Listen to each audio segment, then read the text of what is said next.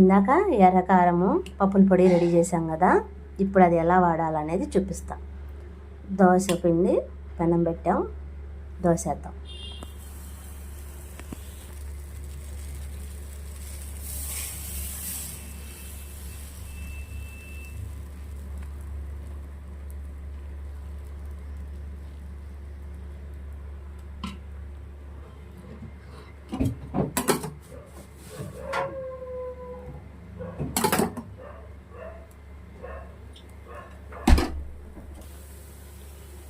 ఇప్పుడు కారం పోద్దాం.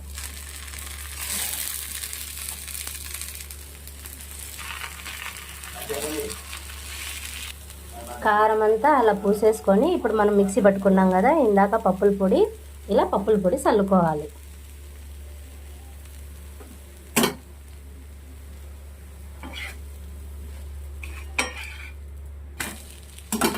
అంతే, కారం దోశ రెడీ.